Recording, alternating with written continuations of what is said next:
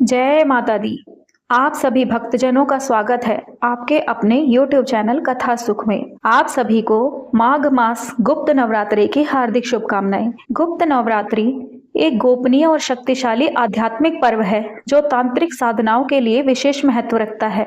यह नवरात्रि 10 महाविद्याओं की उपासना का अवसर प्रदान करती है, जिसमें दूसरा दिन माँ तारा को समर्पित होता है। माँ तारा की पूजा से जीवन के कष्ट दूर होते हैं और मनुष्य को समस्त सिद्धियां प्राप्त होती है। माँ तारा नीले वर्ण की हैं, 3 नेत्रों वाली, खड़ग कपाल धारण करने वाली उग्र देवी हैं। वे 10 महाविद्याओं में तारक रूप धारण करती हैं, जो मनुष्य के समस्त दुखों को तार कर उन्हें भवसागर से पार लगाती हैं। गुप्त नवरात्रों में द्वितीय दिवस पर उनकी साधना करने से वर्ष भर के कष्ट नष्ट हो जाते हैं। भक्तों को नीले वस्त्र इस दिन धारण करने चाहिए। मंत्र सिद्धि से वाक सिद्धि, ज्ञान वृद्धि और मोक्ष की प्राप्ति होती है। यह पूजा गृहस्थों के लिए भी सरल है। माघ मास में श्रद्धा से घर पर या यंत्र स्थापित कर जप करें। माँ तारा की पूजा रात्रि के समय एकांत में बैठकर करनी चाहिए।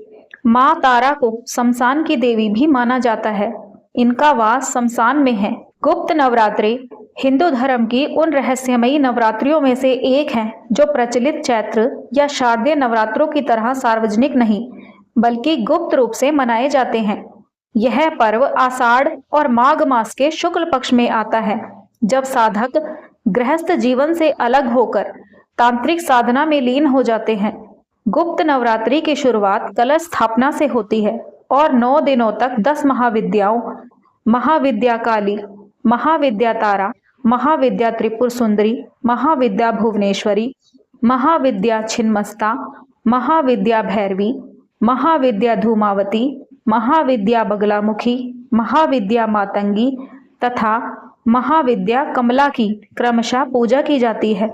यह पर्व साधना के लिए सर्वोत्तम समय माना जाता है, क्योंकि इन दिनों ग्रहों नक्षत्रों की स्थिति सिद्धियों को जागृत करने वाली होती है। गुप्त नवरात्रि में मंत्र, जप, हवन और यंत्र पूजा पाठ करने पर विशेष बल दिया जाता है, जो भक्त को आध्यात्मिक उन्नति प्रदान करता है। आज के इस युग में भी तंत्र मंत्र के जानकार इस पर्व को मोक्ष और भौतिक सुखों की प्राप्ति के लिए मनाते हैं। गुप्त नवरात्रि का महत्व इसलिए भी अधिक है क्योंकि यह आदि शक्ति माँ दुर्गा के उन रूपों की आराधना है जो सामान्य पूजा में कम ही प्रकट होते हैं। आइए अब जानते हैं माँ तारा की उत्पत्ति कथा। पौराणिक कथाओं के अनुसार माँ तारा की उत्पत्ति समुद्र मंथन के दौरान हुई थी, जब देवताओं और असुरों ने अमृत प्राप्ति के लिए क्षीर सागर का मंथन किया। तो सबसे पहले समुद्र मंथन से निकला हलाहल नामक भयंकर विष। इस विष की ज्वाला से समस्त सृष्टि जलने लगी। सभी ने भगवान शिव की आराधना की, जिन्होंने तीनों लोकों के कल्याण के लिए उस विष को अपने कंठ में धारण किया। किंतु विष के प्रभाव से भगवान शिव का कंठ नीला पड़ गया और उनके शरीर में तीव्र जलन होने लगी। वे नीलकंठ कहलाए। तब भगवान शिव उस विष के कारण मूर्छित होने लगे। तब आदि शक्ति ने दया भाव से अपना दूसरा स्वरूप धारण किया, माँ तारा का रूप। माँ तारा ने भगवान शिव जी को शिशु के समान गोद में ले लिया और अपना अमृतमय स्तनपान कराया।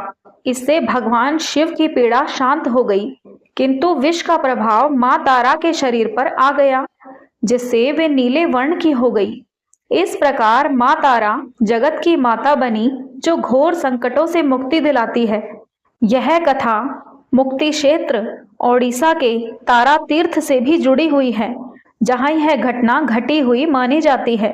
माँ तारा की सबसे प्रसिद्ध कथा वही है जिसमें उन्होंने भगवान शिव को स्तनपान कराया था। विषपान के बाद भगवान शिव जी इतने पीड़ित हो गए थे कि वे शिशु रूप धारण कर माता की गोद में लेट गए। इस घटना से माँ तारा को शिव माता भी कहा जाता है। एक अन्य कथा में रावण वध के समय माँ पार्वती ने विकराल रूप धारण किया, जो तारा स्वरूप था। उन्होंने रावण का संहार किया और ब्रह्मा जी द्वारा प्रदान व्याघ्र चर्म धारण कर लज्जा निवारण किया। तारा रहस्य तंत्र के अनुसार भगवान श्री रामचंद्र जी तो निमित्त मात्र थे। वास्तविक शक्ति तारा देवी ही थी, जिन्होंने श्री रामचंद्र जी को रावण पर विजय दिलाई थी।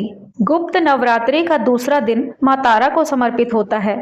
इस दिन देवी तारा की पूजा इसलिए की जाती है क्योंकि वे 10 महाविद्याओं में दूसरी और संकट निवारण अधिकाष्ठी देवी हैं।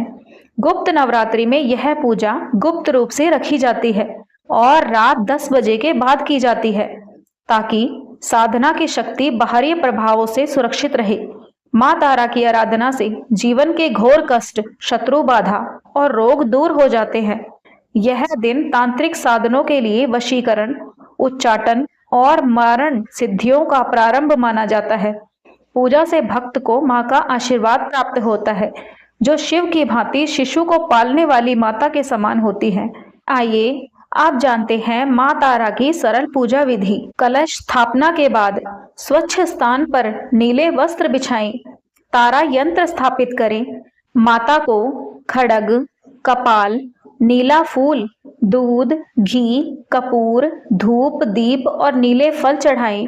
सबसे पहले भगवान गणेश जी का पूजन पंचोपचार तरीके से करें, जैसे कि उन्हें धूप, दीप, नैवेद्य, फल और चंदन अर्पित करें।